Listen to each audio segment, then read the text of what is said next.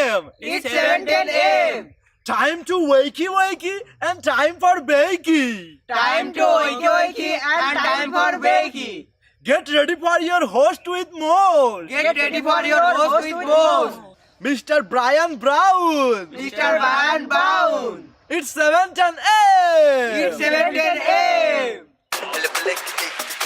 Que la roja bichuela y guandule no viene ligado igualito que yuca. Ese pelo que tiene tan lindo, no venga a pensar que eso es una peluca. Tiene cotorra perico, yo tengo cotorra, tú tienes la cuca. Está claro en el ring, en el piso yo que te no critiques mi pelo, que la soy bueno, porque tú no tienes que de odio tú estás lleno. No critiques mi pelo, que la soy bueno, porque tú no tienes que de odio tú estás lleno. No critiques mi pelo, que la soy bueno, porque tú no tienes que de odio tú estás lleno. No critiques mi pelo, que la soy bueno, porque tú no tienes que. We got to do the daily dance, like the lady in the video. That's the daily dank dance. The one finger pointed in the air. Good morning, guys. Welcome to 7:10 a.m. Smoke 'em if you got 'em. I'm a little out of focus here. Much like my life, I'm out of focus, guys. There we go. Oh, good morning. How's everyone doing? Oh, man. Who's feeling hungover from that exorcist party last night, guys? The watch party. I'm tired. Oh, man. It was a good time, though. I had a real good time. Congratulations to Tim W. and Teresa Deller. Teresa Deller walked away with the Black Panther Beanie Baby, and Tim W. walked away with the exorcist, much to his wife's disdain. So congratulations to those two. Don't worry, guys. Your chance is coming. We got 1,000,000 chances. Man, I got so much stuff coming, guys.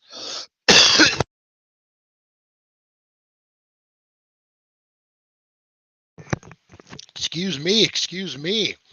Oh, so who's up in here this morning? We got Charlie up in here. Says he's first, but technically, Chris Zucchini texted me at 6:50 to make sure I was awake and everything was copacetic. So appreciate you, Chris.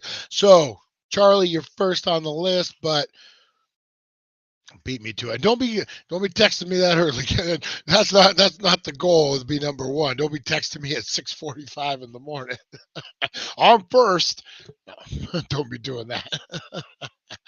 Oh, we got Charlie in the house, Tim W, Lonnie, Nova Mike, Teresa Deller. Oh, and the winners are in the house. Granny's Growing Ganja, Fight for Freedom, Nova Mike, the Mod Squad. Hey, what's up, Mod Squad? How you doing? How's weather out there today? Oh, man. We got Nancy. How you doing, Nancy?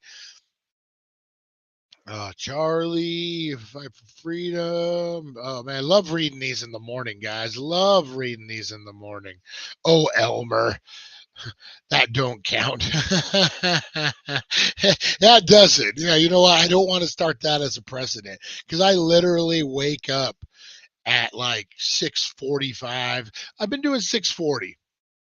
That way it gives me a little time, but yeah, 6:45, and I put the show together while I lay in bed, getting my thoughts together for the day. I put the show together, and then I roll out of bed, and I just fire this thing up. So yeah, every 5 minutes of sleep is nice. Oh, that's cool. It's nice in Ohio.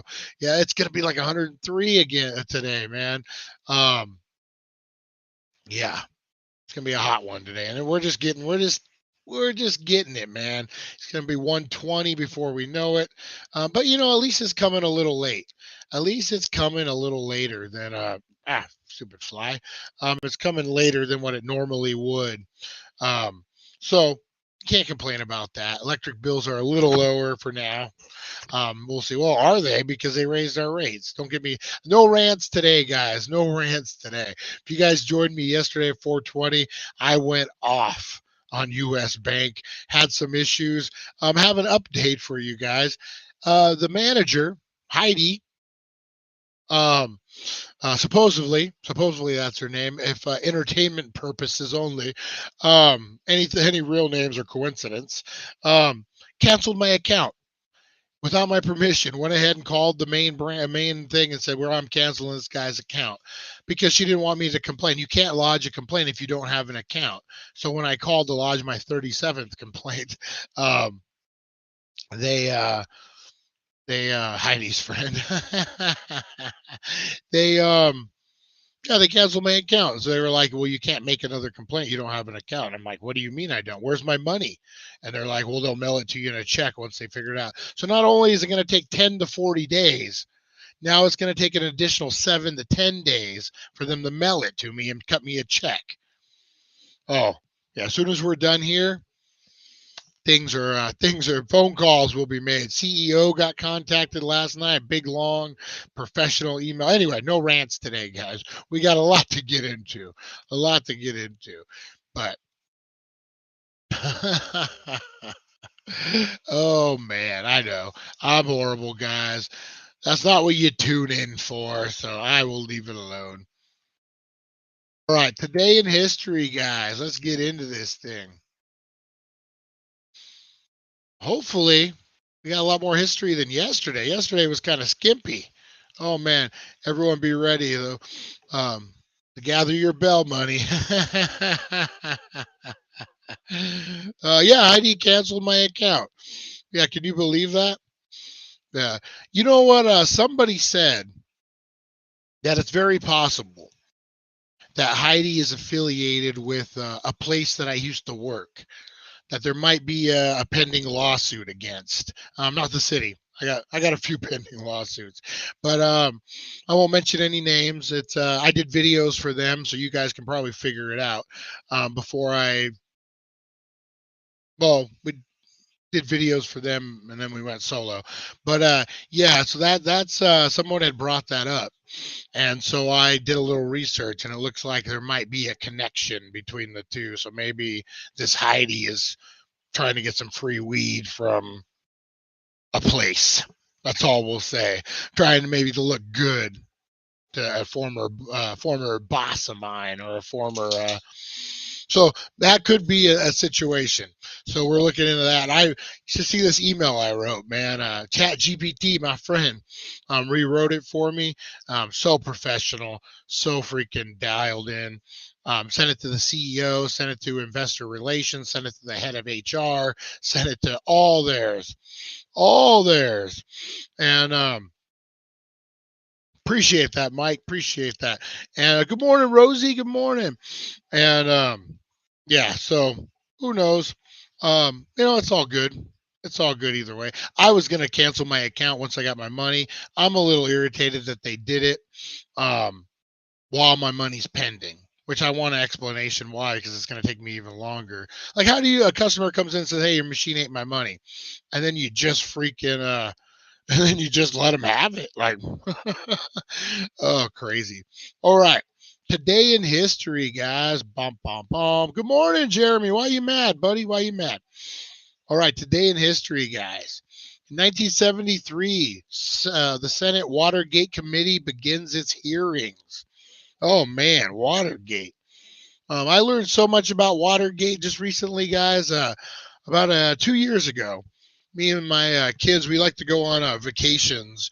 If you guys don't know, I do a seasonal job that's pretty taxing, man. It takes its toll on you. I work physical about 4 months out of the year, but those 4 months like pretty much are like 8 months. Totally, like you got a truffle shuffle. Oh, you got truffle shuffle? Oh, Rosie's got to go handle her business, guys. Hang on 1 second.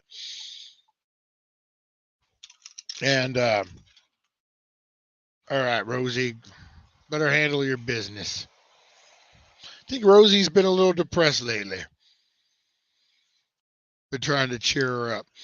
So yeah, me and my kids went on vacation, and I like to decompress after the season. So we usually go in November, December, end of November, early December. Crowds are less. But we went to the Richard Nixon Presidential Library. I've always wanted to go to a presidential library. Had no clue like what they're really about. or anything like that. So we went in, and man, it's really cool. It's kind of like almost a museum of that president, things that they did, their life's history. At this particular one, they literally have Richard Nixon's childhood home on the property. Like they bought the property of his childhood home and then built the library around it. But they go into Watergate, man, and it's kind of crazy, like what it was really about. He was already so man, and I know the propaganda, like what you're. Oh, Rosie, what are you doing? Hey, what are you doing? Hey, Rosie, there's no one even over there. Hey. Barking at shadows, this dog. Sorry, guys. At least I wore pants today. Um, and man, he did a lot of stuff, and I hate that it's shrouded by this Watergate. Like, man, he stopped the Vietnam War. He stopped the draft. All this stuff. And you think about where the country was at that time. JFK had just been killed. Bobby Kennedy was going to run for president. He gets killed. So it's like Nixon's the only choice. Nixon had ran for president previously against Kennedy, I believe, and lost. And then he ran for governor of California and lost. So he had two big losses back to back. And then he's like, screw it, I'll run for president. And he wins. He handles business, ends the Vietnam War, ends the draft, ends all this stuff. Great legacy. You're looking good. And he gets agitated with the press. There's a press leak, and they're like leaking classified information, and he wants to know where it's coming from. So he hires the plumbers to go into this thing, and then Watergate happens, and you guys know the rest. But yeah, it's a bummer that's his legacy, because he really was a decent president. Like, you look at the things he accomplished, he definitely was a decent president. Bummer. And it makes no sense because he wasn't even going to be up for re-election. I think he just got smitten. Like, he just wanted to know where this leak was coming from. All right, 1954, the U.S. Supreme Court unanimously rules for schools integration versus Brown versus Board of Education. In 1940, Germany occupies Brussels, Belgium, and begins the invasion of France. So they had to secure Brussels before they could move into France. And we all know how that went. One of my favorite lines of that 70s show is Red, the dad, and they're getting ready to sell the house. It's the final episode, and they're getting ready to sell the house. And she says, oh, we have a family coming over to look at the house, the Dubois. And he says, I ain't selling the house to no Germans. And she looks at him and says, I'm pretty sure they're French. And he looks back at her and says, well, as soon as the first German knocks on the door, it's going to be owned by a German. Oh, and I always got a kick out of that. Let's see. In 1912, Archibald Cox, special prosecutor of Watergate, was fired by President Richard Nixon. Oh, it's his birthday. Oh, it's his birthday. I'm like, 1912. James Cool Papa Bell, baseball player, was born in 1903. In 1900, some guy from Iran was born, a religious leader. I'm not even going to try to say his name. And then in 1881, Frederick Douglass is appointed recorder of deeds for Washington, D.C. And in 1875, the Kentucky Derby is run in Louisville. I think that's really the best for today in history, guys. Man, what's going on in history? The last couple of days have been kind of slow in history. Come on, we got to make history then, guys. Oh, today in history, 5/17/2023. U.S. Bank is invaded is flooded with calls. No. All right, guys, let's get into the meat and potatoes, the fun, the good, the great. Oh, let's see, what do we got? Giveaways, guys. Let's get in. Hey, if first time watching, make sure you're saying what's up. We do a ton of giveaways on the channel, guys. Right now, we got ba-bomb. If you hashtag DC or hashtag Joker, you're gonna get entered to win That's right. The Todd McFarlane Joker and the Flash, guys. Check that out. And then on Friday, we are going to be unboxing 2 superhero blind bags. That's right. $25 worth of toys and collectibles for $9.99, guys. And we'll be giving away stuff out of that. What else do we got going on? You know what? I want to, you know what? We're going to do a giveaway on Friday. Let me see what I got here. Oh, you know what? All right. So for Baked and Unboxed on Friday, this is anime, so I don't know if many of you guys will know about this. This Funko Pop will be given away on Friday. This is from the show Bleach, and this is Ichiguro. Depending on where you look at, this is worth anywhere from 35 to about $75. This is the AAA anime exclusive. This thing is pretty minty. Corners are good, no creases. So I actually put this in a pop protector. Dang. One little soft corner, not too bad. But yeah, really good. So hashtag Bleach on this one, guys, and we'll be giving this away on Friday. That's right. If you don't watch anime, hey, try to win it, sell it, do whatever. Check it out, guys. But yeah, hashtag Bleach, and you'll get in on this Funko Pop. We'll be giving that away on Friday. Oh, man. Oh, yeah, Tim won, Jeremy. Tim won, and his wife is not happy. All right. Let's get into today's, guys. These are superhero movies that you've probably never heard of. Oh man, yeah. So these are like lower budget, cool superhero movies, again, that you probably have never heard of. Good morning, John. How's the job going? Oh man, hopefully good, buddy. All right, let's get into this, guys. First up, the Supergirl movie. So this movie is from, I want to say, the 80s. This came out not too long after Superman. I think Superman 2. This came out after that. And tried to capitalize on the female perspective of Superman. They saw how good Superman was doing. This actress was in everything back then, man. Remember her from The Legend of Billie Jean? Who remembers that movie with Christian Slater where they steal a scooter, like the rich guy in town steals a scooter and destroys it and beats up Christian Slater, and then so she rises above in Florida. Of course, in Florida, it's always Florida. She rises up against the evil of the rich guy from the small town, and the legend of Billie Jean. Hey, Matt Workman. How you doing, buddy? Good to see you. Yeah, I think it is the same chick from Legend of Billie Jean. I'm pretty sure. I could be wrong. I'm pretty sure. That hair, that face. She was a pretty popular actress then. I think she did some other stuff. But after the Omega Horn, the object that powers Argo City, is blown into space. Kara Zor-El, cousin of Superman, must go on a mission to recover it from Earth.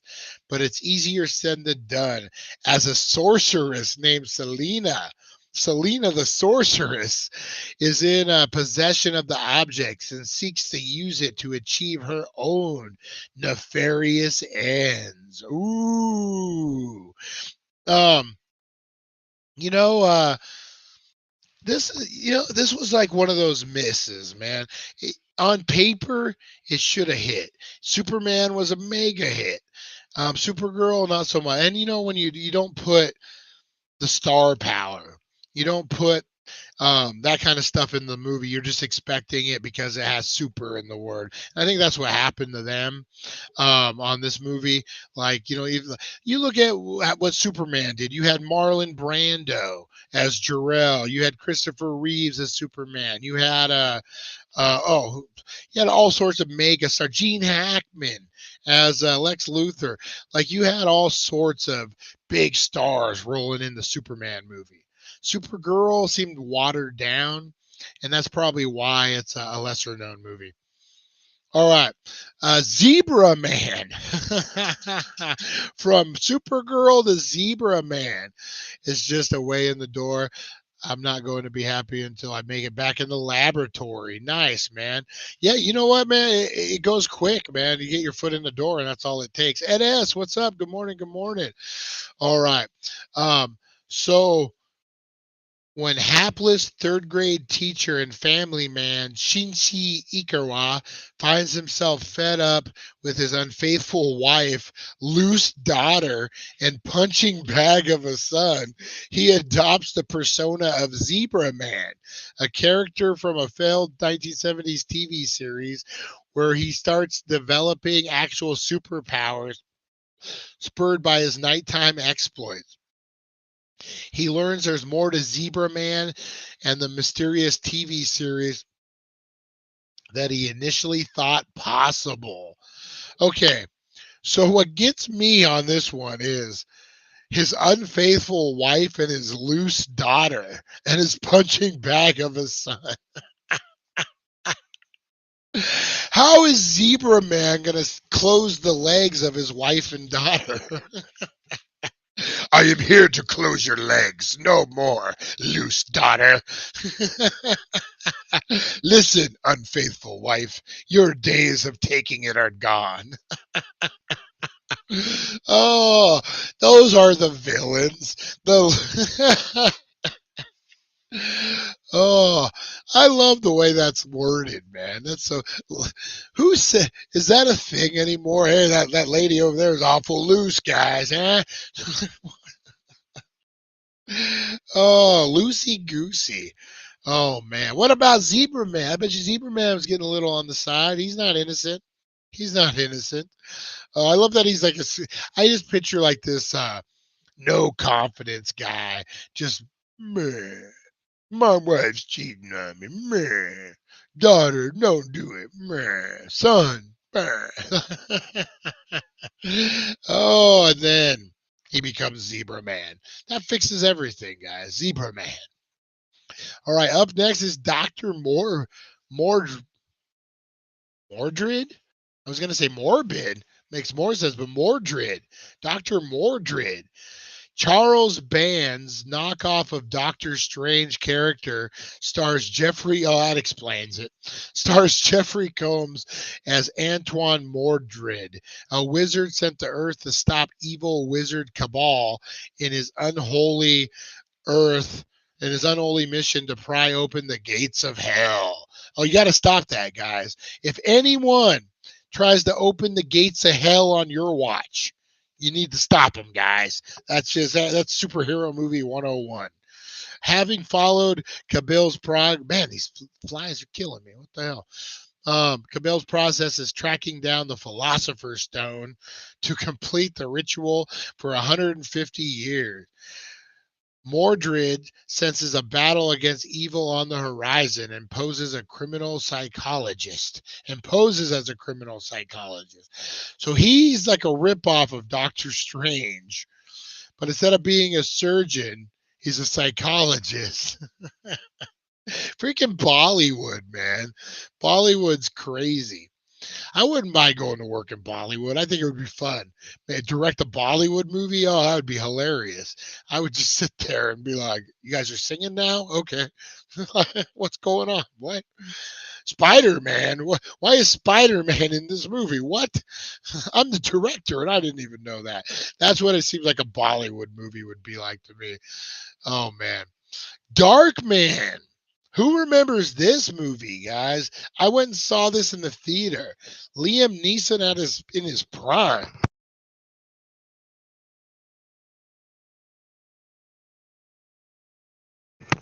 Vintage Liam Neeson.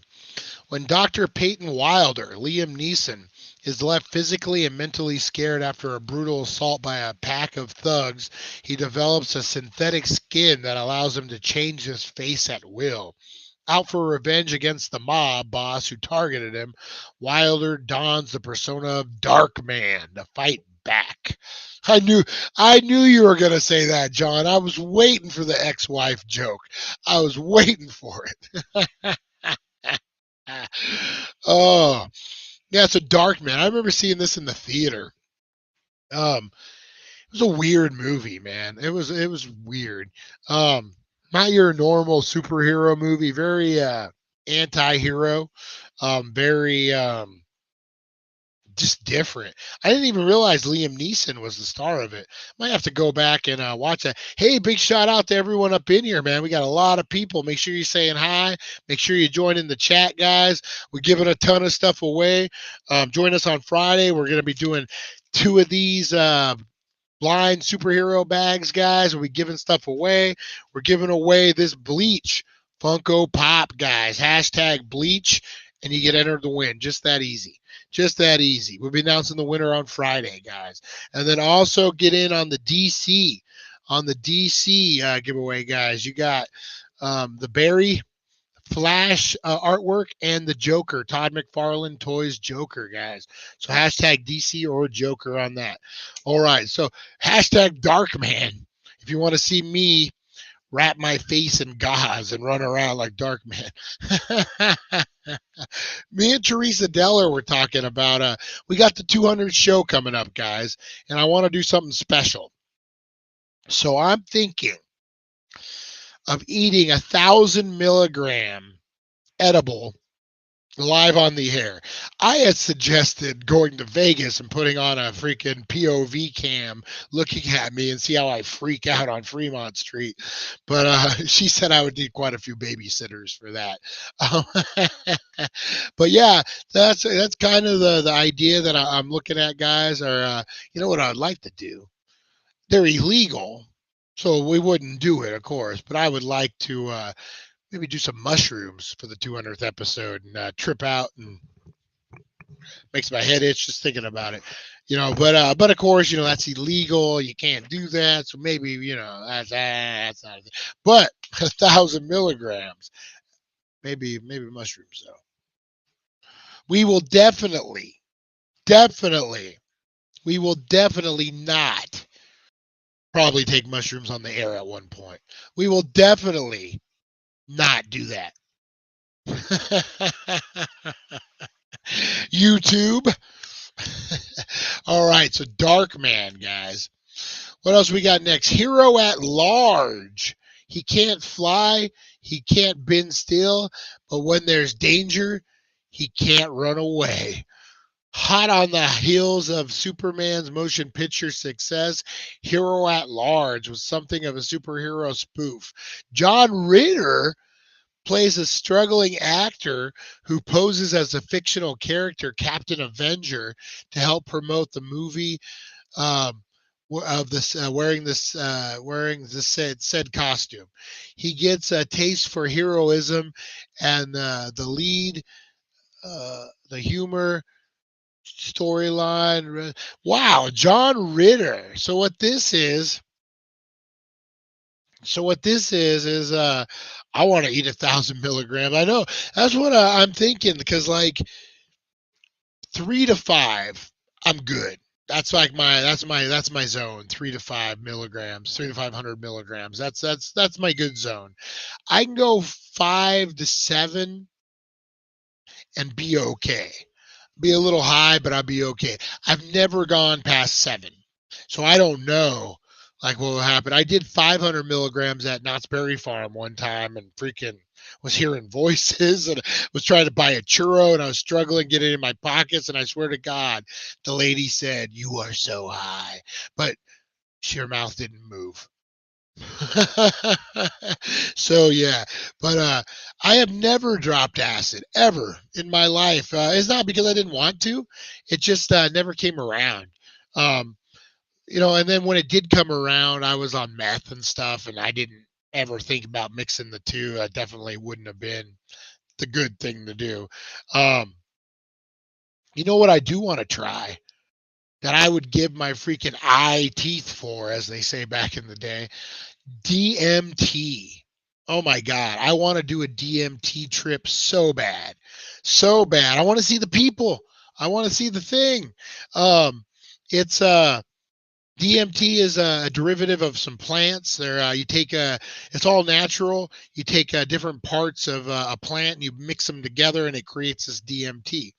And you smoke it, and you take 3 big hits. And the third hit, they say you're projecting into space. So as you blow out that third hit, it goes black, and you kind of fade out, and then your mind takes over.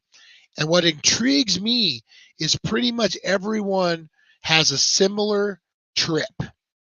Yeah, that's man, like that's where I learned about it was Joe Rogan. But that fascinates me. There's something to that. Like with acid, it's different. Like you hear people say, I saw a dragon and it chased me or whatever. Oh, the colors. Oh, I saw bees on the hill. Like, like people have different, even bad trips. They're different. They're different experiences, really based on what you're going through, really based on your mindset. Like, but DMT, people see the same things. People who don't even know each other, people who've done it tens years apart.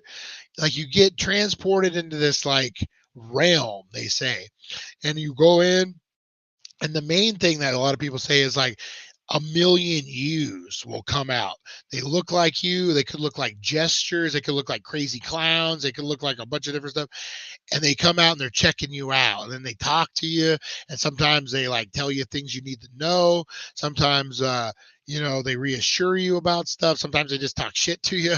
But there's something to it. And then I've heard like people from that realm go on and they meet like the master, and then the master like takes them through this freaking crazy cosmic city, and then they come back and it's like 4 minutes, but it felt like an hour in the cosmic city. But it's weird because they all have that same kind of trip, man. And so that fascinates me, and I definitely want to see what's going on. And then what's the other one? It's kind of like DMT. It's the one you drink, ayahuasca. Ayahuasca, is that how you say it? I would do that. So one time, we'll get back to the movies, guys. I know. Sorry. We'll get back to the movies. They there was a retreat, an ayahuasca retreat. And I was like, oh man, it was affordable. It was in Costa Rica, and it was like a 7-day thing. And I was like, dude, I should do that. I can afford it. It's not that much. But my fear was going by myself and then coming back a different man. Like, I am now Tommy. I work for the Lord, blah, blah, blah. You know what I mean? I'm not going to be in a position to be brainwashed, like all strung out on ayahuasca. And the guy's like, you are the chosen one, or whatever they do at cults. Like, I'm not a cult joining kind of guy, unless it's the Daily Dank World Order, baby. I'll join that cult every day, all day. Yeah. But yeah, I want to go. Hey, maybe me and you can go together. Let's put a Daily Dank crew together. That way none of us get brainwashed. We end up brainwashing them and taking over. Ooh, man, peyote. I would totally do some peyote. I would love to do, you know what, man? Like, I know it's sacred, and they probably would never fly. But, man, I would love to meet up with some Native Americans and do like the peyote spiritual sweat lodge experience that, and but I'm a white guy, so it probably won't happen. But experience that with the peyote thing, man. See what the spirit world has to say. Very, very very interested in that stuff, man. Anyway, let's get back to these superheroes. Hero at large, John Ritter. Who knew? Who knew? That sounds very fascinating, though. Makes sense. Now, I play a superhero. I'm wearing the suit as I walk home. Someone's robbing a store. I stop them, and I kind of get addicted to it. Not bad. Right after Superman, so there was money to be made. All right, Super Bob. I've never heard of that, but this looks like Roy Kent. Yeah, Roy Kent from if you guys watch Ed Lasso. Ed Lasso, man, if you guys haven't watched Ed Lasso, it's a pretty damn good show. Jason Sudeikis. It's about a American football coach who goes to England to coach soccer, even though he's never coached American or English football. It's pretty funny. This gentleman plays one of the stars on the team. Let me see. Super Bob is a superhero satire well executed on a tiny budget. Set in South London, district of Peckham, the film is a spoof documentary. But here the uh, consent perfectly complements the storyline. Stand up comic and co writer Bob Goldstein stars as shy. Um, Power several years previous that gave what he was hit by a meteorite that gave him power several years previous.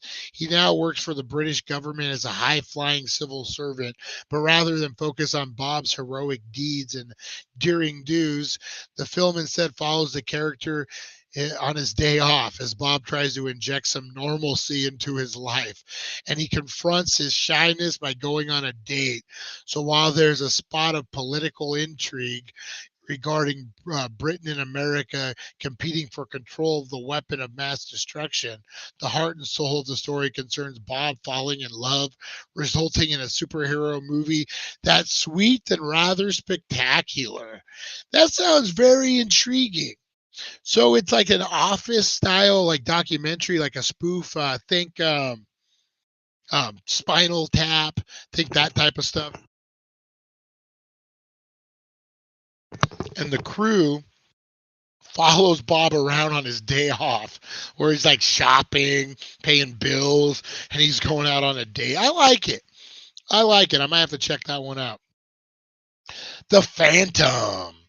I remember when this came out. I think it was 97, 98. Kit Walker, Billy Zane isn't just your average 1930s gentleman, but in the 21st Phantom. The latest in a line of men that don the mask and the magical ring of the purple suited crusader to defeat their immortal enemies. The Singh Brotherhood, when Walker finds that the Brotherhood was found a new ally in the power hungry business mogul Drax. He has to stop them before it's too late. So Billy Zane, this movie was a horrible flop, man.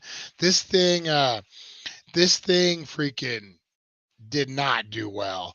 It was around the same time as like The Shadow came out, The Phantom. They were kind of like revamping a lot of old school radio shows and making them into movies. That was just one of them. The Puma Man. By far the worst movie on the list. Puma Man, directed by Italian director Albert Di Martirio's own effort to cash in on Superman's success. But the shoestring budget resulted in some of the worst flying effects ever. Committed to the film, Puma Man is actually paleontologist Tony Farms, who has no idea that he's a man god spawned from the aliens. Like a greatest American hero. He witnesses his powers of super strength and teleportation and the aforementioned none too convincing flying. Developed over the course of the film, Puma Man then uses them to do battle with the villainous Cobras, Halloween's Donald Pleasant, who plans to take over the world via mind control. So bad it's practical. It's so bad it's practically unwatchable. The Puma Man nevertheless gets a second lease on life when it was featured in the 1998 episodes of Mystery Science Theater 3000. Oh man. That brings bad movies back to life, man. I'm telling you. Oh God. We got to be careful how we address this one. The Specials 2000. All right. The Specials cover 24 hours in the life of a gang of misfits who are less of a superhero team and more of a dysfunctional family. The group includes a lesser shooting leader, the Strobe. What are you doing? You throw up? Oh, Rosie. You okay, Mama? Okay, let's see here. Sorry, guys. Rosie just threw up. Now she's eating it. There's a visual for you guys. Rosie, stop that. What was that? The group includes laser shooting leader the Strobe, industrial Miss Indestructible, the indestructible Miss Indestructible, the Shrinking Minute Man, the Weevil, who Crusaders, and the newest members, Nightbird, who can lay eggs that contain weapons. Now that's a freaking superpower. The story finds them breaking up just as the group lands their first merchandise deal.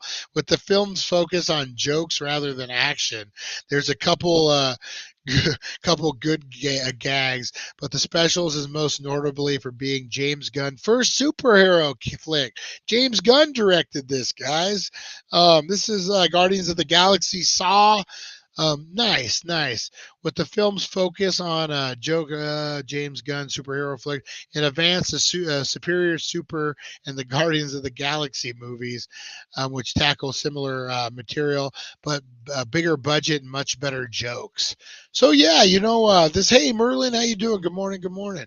So this is pretty much like I guess a precursor. Did I freeze?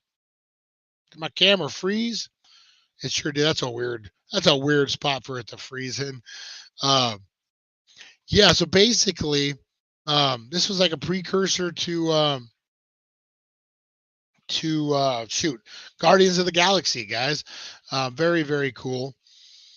Let me see here. Stop this. Kind of got this is like got his feet wet, type of thing.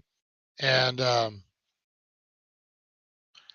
stupid camera. Stupid camera. Connection will be lost. Okay. It's kind of cool because you like from what they were saying, you can kind of see um where the influence would come. Like he had an idea for that movie and then kind of worked it in with the Guardians.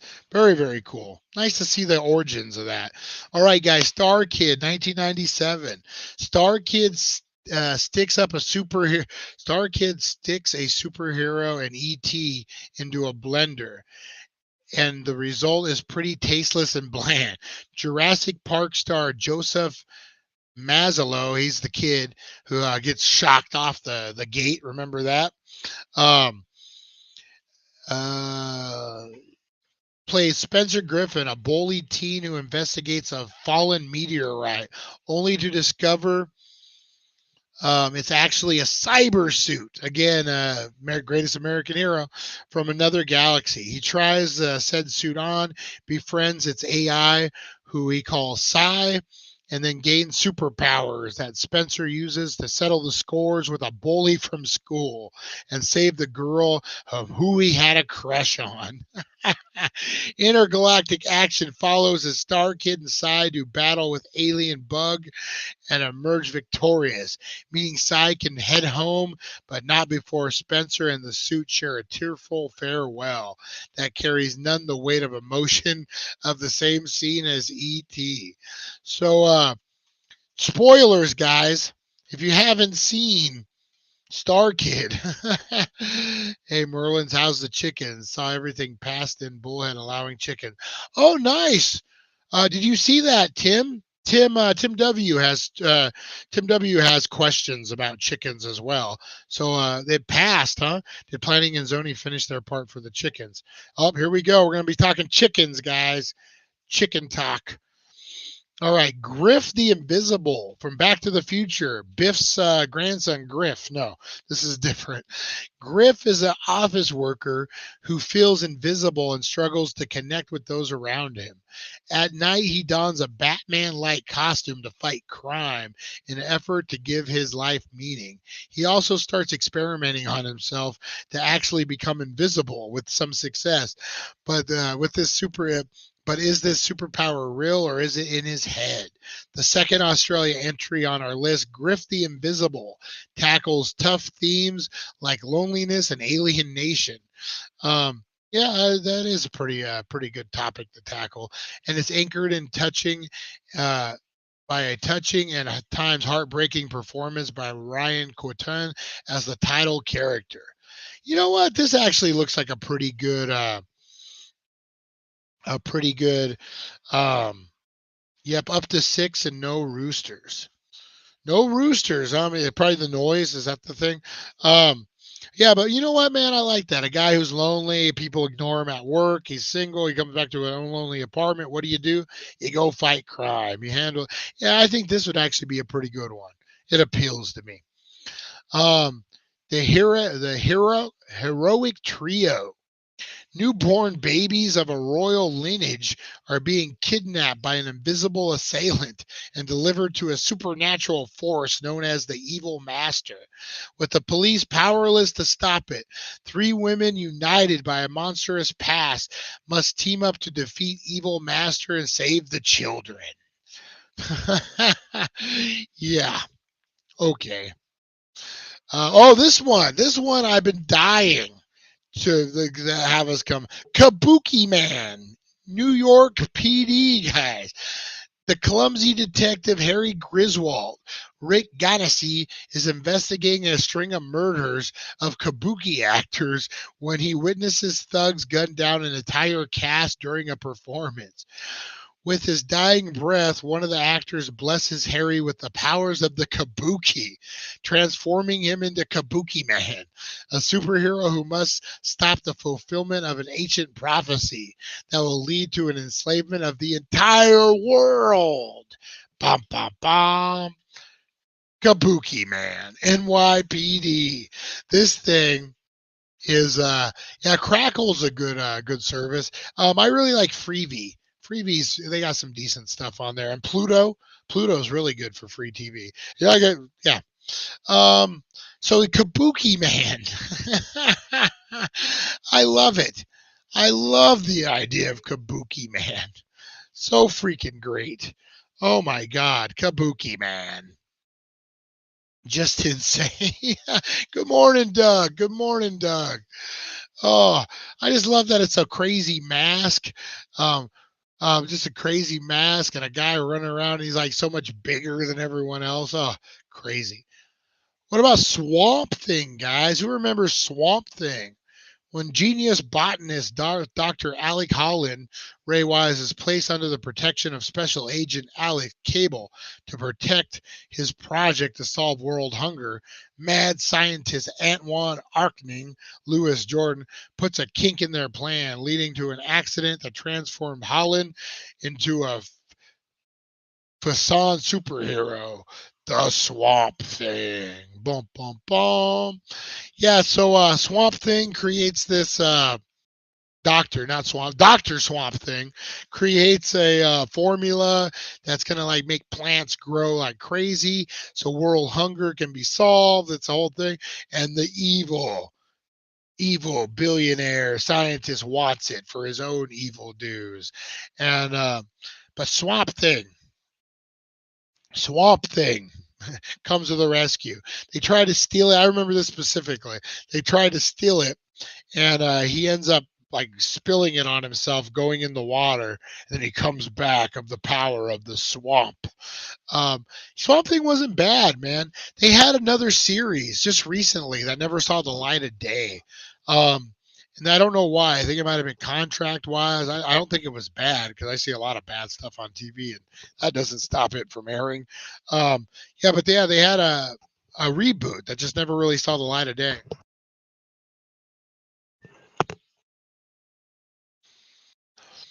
All right. Defender. The Defender stars Woody Harrelson as Arthur Poppington, who, due to a childhood trauma, pretends to be a superhero called the Defender. Dishing out vigilante justice, Defender roams the streets in search of his nemesis, Captain Industry. While his mission brings Arthur into contact with psychiatrist Dr. Park, corrupt cop Donnie, and sex worker Angel, Kat Dennings. Wow. Harrelson is terrific in the lead, and while superficially the film is a comedy, Defender is actually more of a tragic than a comic, dealing with depression, delusion, as Arthur spends much of his time of the movie hanging by a thread. Wow, I'm gonna have to actually watch this. This sounds pretty intriguing, pretty good. Sounds like a decent movie, actually. Maybe we'll have to do a watch party, guys. Tuesday, guys, we're going to be doing bingo. So get ready for bingo.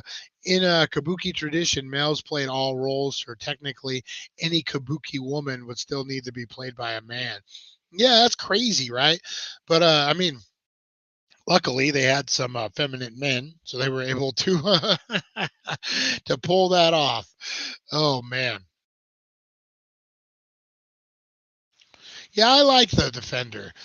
Oh, we'll see you. See you, growing ganja. Teresa Deller, appreciate you coming in. We're getting ready to wrap it up as it is. The Paper Man, not to be confused with the Paper Boy. He's the Paper Man. Doesn't like it when you say Paper Boy, guys. Where the combination of comedy and drama works for the Defender, it's less successful in Paper Man. Renamed Unlikely Hero in the UK. Hang on one second, guys.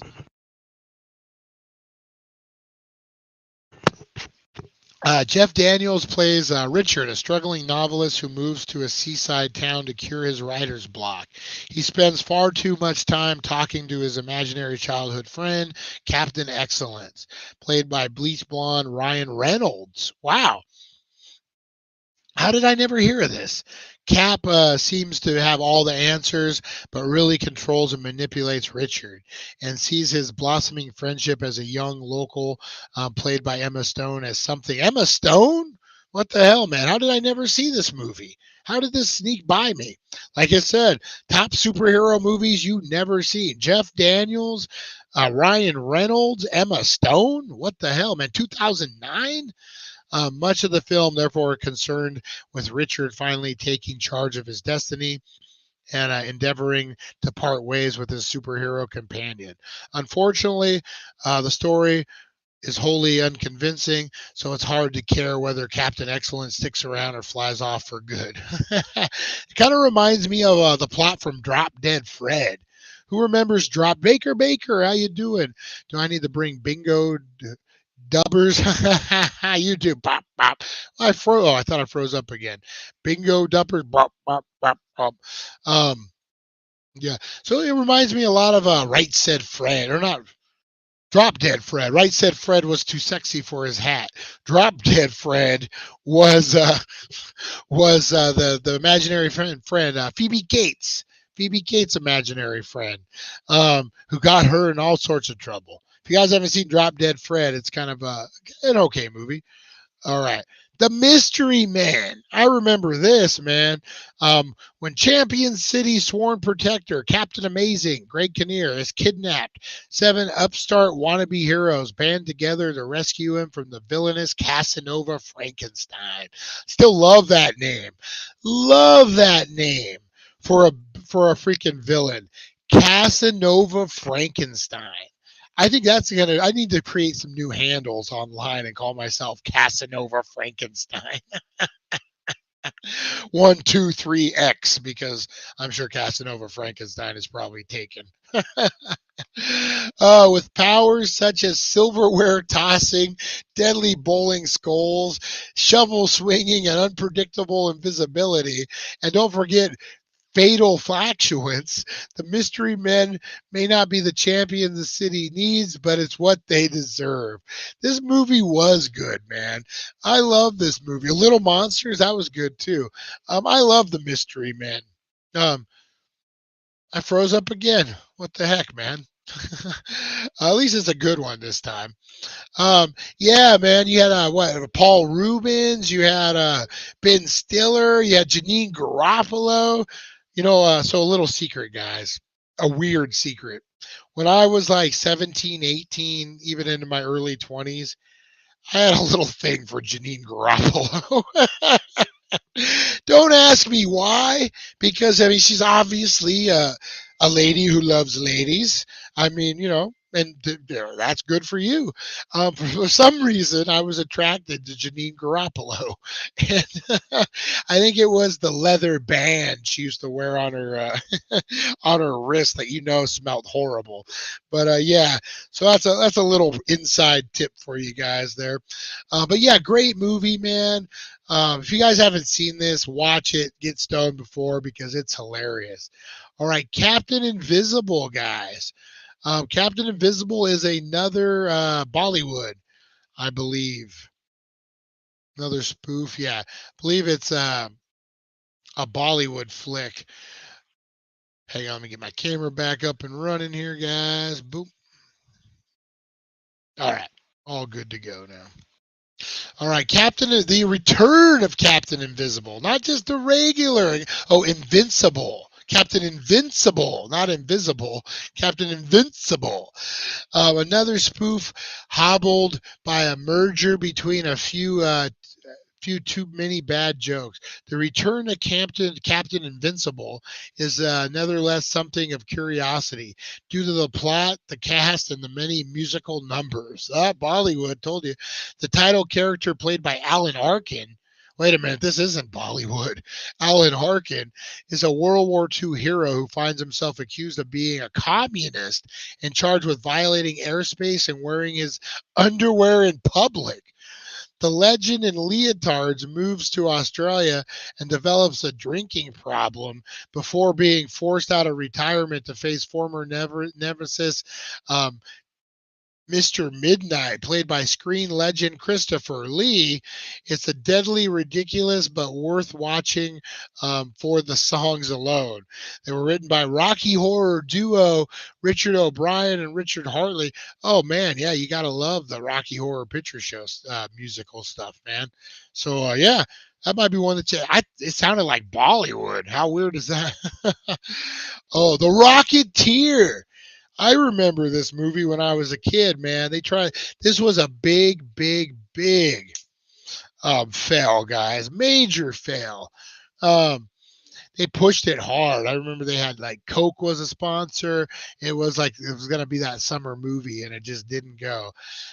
Jennifer Connelly, I believe, right? When All American stunt pilot All-American stunt pilot Bill Campbell, discovers a top-secret stolen government-issue jetpack. He crafts a helmet to become the Rocketeer. Yeah, Rocky Horror Picture Show is a freaking awesome movie. Love Rocky Horror. You know what? We're going to have to do that, guys.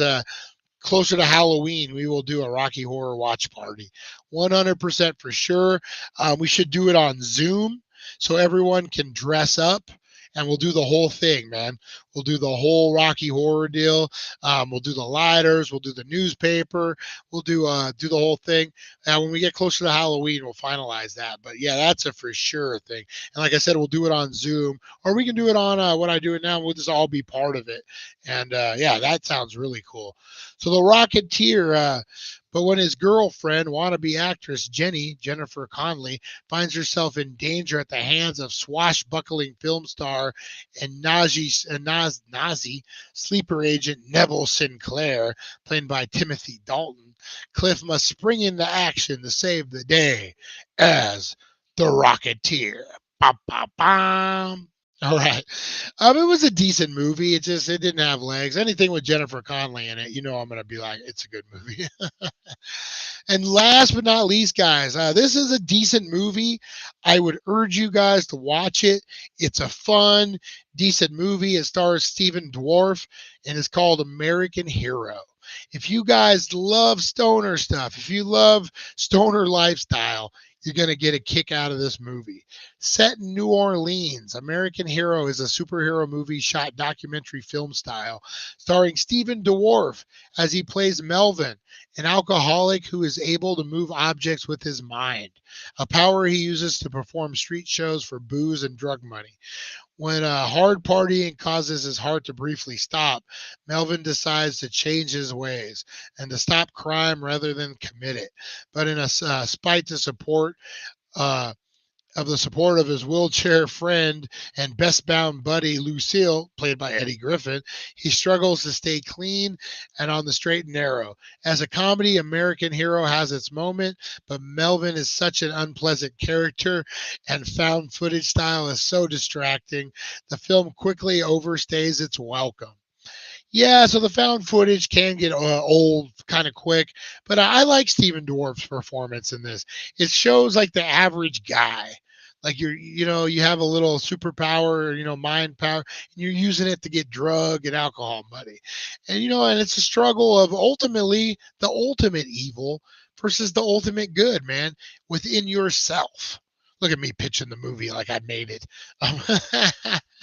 But yeah, I would check that one out, guys, because that was your craziest superhero movies you never heard of for today, guys. All right, man. I appreciate you guys so much.